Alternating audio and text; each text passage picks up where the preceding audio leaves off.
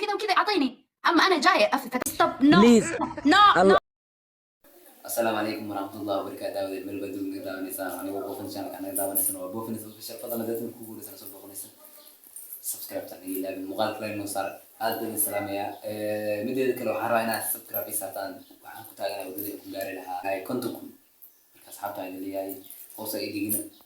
idinka waxaan ku ahay subscribe ilaa isaataan ku deeyin muuqaalkii maanta ku saabsan sida dhammeynta ku saartay waxaan rabaa inaan ka hadlo gabadha qaali oo maalinta muuqaalka soo sameeyay aan rabaa inaan wax yar mar laadaan wax kale ka dhaha dhanba baraha bulshada orod kusoo gashay macnaha bacdida orod kusoo gashay karaktergeeda in muddo yar lagu ogaado yani qofka ay tahay ayada sababtan taas leeyahay waxaa waaye life maalin dhintay soo gashay jira habeen dhintay laakiin habeena dhawaaday ay life ku jirtay life maalin dhintay waxaa in badan aad daawateen lifekaas waxaa la saarnaa wiil Syrian ah oo muslim ah wiilka aad u dhibaataysanaa marka muuqaalkiisa daawata waxay rabtaa in hurdeen muuqaalkii la daawato بليز الله بلاسيو الله بلاسيو orod ay kusoo gashay baraha bulshadana orod marno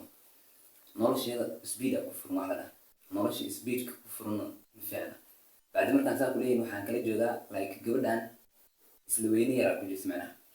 baraha bulshada mar haddii aad adiga in muddo ayar ugu bumbuuniyo oo meel aad gaartid waxaa laga yaabaa inay adig ku qaado waxaas oo like aad isa maleysid qof aan caadi ahayn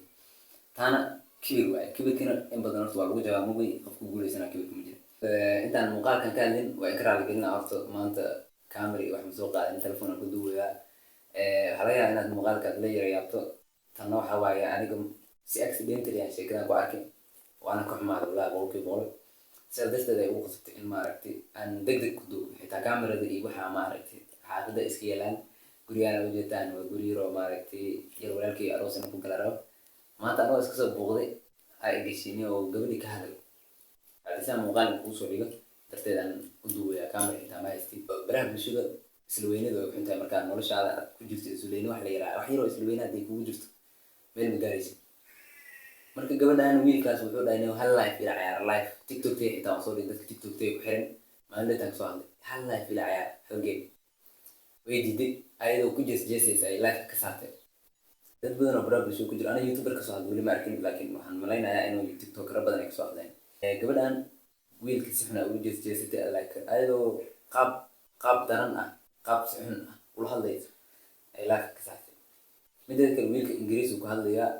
erye adiga ma aragti ku danqaada yani oo qalbiga kaa daara aad ku danqanaysid ayuu ku hadlayay maxaa wuxuu dhahay familkeeda iyo waxyaabaa iyaga dhibaataysanay hal gift iyo hal yar aan meesha ka helay igu caawa okay aniga lama yaabin waa qof waa isla weynaan karaa laakiin inaa maaragti haddana kaaga daran mid ay ula yaabin waxaa laba jeer ay life ka soo saartay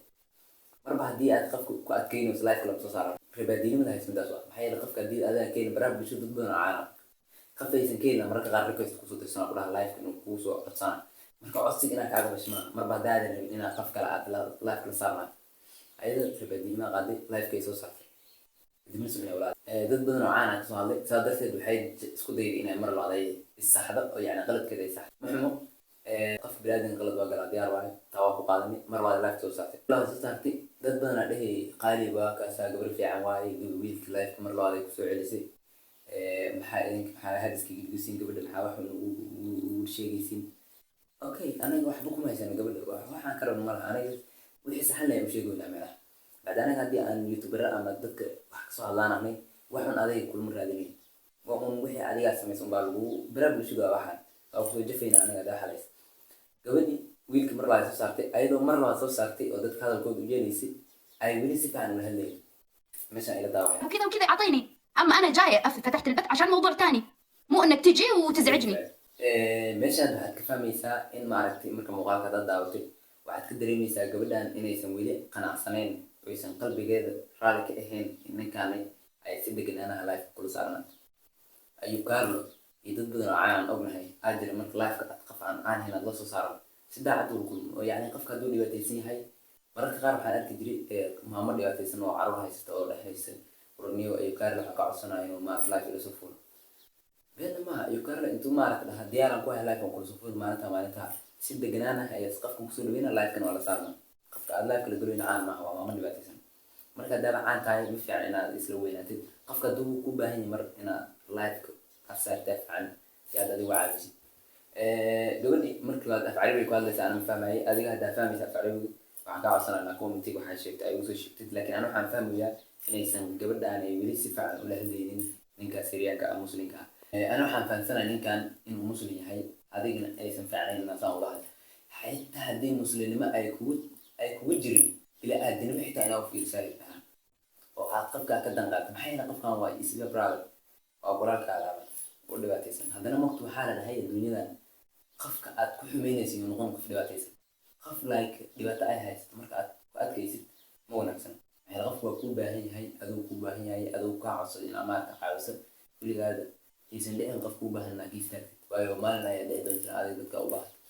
waan sababta mar walba dadka aan ugu sheegnay inay qof dhibaataysan ay ka tegin maxay yeelay adiga way kuu dhacaysaa ayadaba sida ay koobmid waan muuqaalo badan aan kuedaan daawanay iyadoo dhibaataysan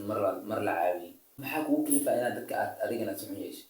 haddaba waxaan kaa waananaa gabadhaan aad isku sheegto baraar bulshadaadna garanaynin sida dadka loola dhaqma inaad noloshaada aad ka taxadirto laakiin dadkan aad si fiican usoo dhaweysa baraha bulshadu waxay jirtaa degenaansho iyo fikrad wanaagsan mid iliyaa badneed oon ku qusnay markaan arkan waxaa waaye gabadhaan maalinleeteeda life saaran maxaa la dhihi jiray bahal yar daawo yaraa jirta oo darooga ah magaceeda intaan kugu soo qor doonaa darooga yar ay isticmaalaysa iyadoo lafka saaran marka ay saan afka u saaratay ay ogaatay ay soo xasuustay inay life ku jirtay gabadha waa yaray fududaatay isku yar daldarsatay marka isku yar soo galay abo macalinka alla macalino see yeeloo saahay way isku naxaysaa markaasay ogaanaysaa inay life ka saaray daroogadaasna uma roono bilaadanka jirka bilaadanka xitaa uma roono gabdhaha qaasadan uma sii roonaba gabadha darooga isticmaalaysa hadda gabadhaan waxaan ka fahnay in nolosheeda in muddo ah hal bil gudaheed bili wax ka yar bil 20 iyo dhowr beri wax ka yar ayaa lagu ogaaday nolosheeda dhabta biraha bulshada maqasho waa film yaraad ka takareen waa qaybta adada lagu dhiibay mahna qayb kale lama soo ma jiri kartid marka nolosha hadda ayadoo biraha bulshada soo gashay ay sida nolosha dhabta ugu dhaqmaysaa waxaan ogaanay hadda gabadha waxaan ka ogaanay laba walxood labadan waxaa waaye inay gabadha ay tahay gabar aan dadka jecleen oo soo dhaweynaynin iyo gabar maxaa dhihi jiray kibir badan inay tahay mid saddexaad inay balwada isticmaasho 20 beri gudahooda ayaan ku ogaanay waxay tahay taasna waxaa sababi kara qofkan inuu baraha bulshada uusan ka saynin oo ku degdego marka waxaan kaa waaninayaa inaa maaragtay aad dadka ada caawisid kaa liita adigana balwada iska daysa haddaa isticmaalaysin adiga daawanayana iska ilaali balwada maxaan aad baan salaamayaa channelka waa channelka aad sabkira noo saar like-tana hanaga ilaawin 40 kun oo like aan rabnaa aad baan salaamayaa